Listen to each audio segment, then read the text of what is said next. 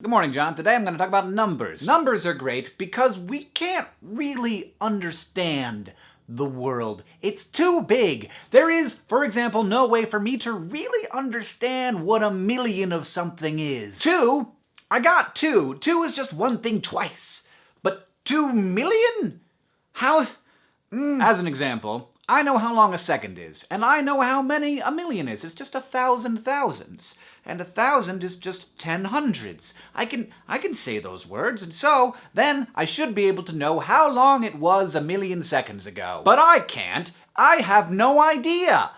It could be a week ago, it could be a month ago, it could be a year ago. In fact, let's do a scientific experiment right now. Everybody write in the comment box, no math allowed, no Google searches, how long ago you think it was a million seconds ago. Like how many days or months or years you think it was. Now I'm gonna look it up and I'm gonna tell you the answer. It was the Monday before last, a million seconds ago. Interestingly, a billion, also a big number. A billion seconds ago, it was not like last month, it was not last year, it was 1982. So by going from million to billion, we went from the Monday before last to like Michael Jackson's Thriller and E.T. and the Falklands War. A billion to a trillion seconds ago, we're going from 1982 to 31,000 years ago when humans were first being introduced to Europe. Hello, it is nice to meet you, Europe. I don't know who was doing the introductions. Also, that probably they didn't speak English. And it goes the other way too, like small, tiny, super tiny, small amounts of time, like a nanosecond. You've heard of a nanosecond. But how? It's the amount of time it takes for light to travel a foot. Remember a billion seconds ago was 1982? A billion nanoseconds ago was by definition 1 second ago. And yet,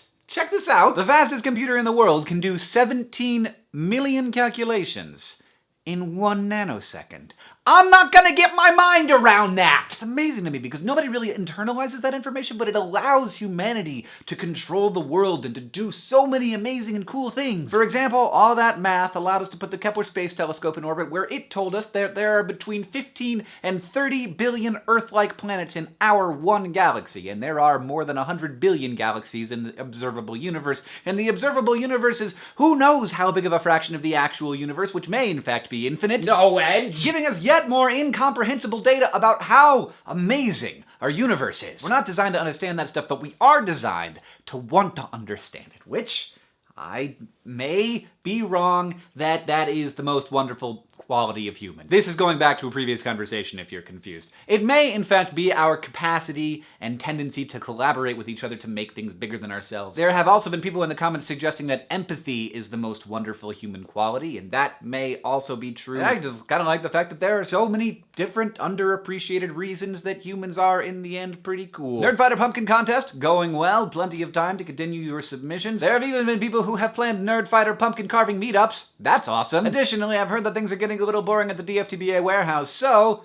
every package that is not a poster gets one of these with a hanklerfish on it. If you only have posters in your order, you won't get one because we can't fit them in the poster tubes without ruining them. You will, however, get a free DFTBA wristband. I did these hanklerfishes while watching a show called Call the Midwife on Netflix. You should watch that show. It's super good. I cried like 1,000 times, but it's very good. If you're more in the mood for a book, this is a quick one by Neil Gaiman, The Ocean at the End of the Lane, which is beautiful. And this is Losers in Space by John Barnes. Is an excellent introduction to hard science fiction, if you've ever been interested in that. If you want to hear me ask some of the smartest people I know when they thought a million seconds ago was, I made a video about that. It's on Hank's channel. I also participated in Talk, a YouTube channel where people talk about interesting things. This week on Talk, people were talking about online education. John, I will see you on Tuesday.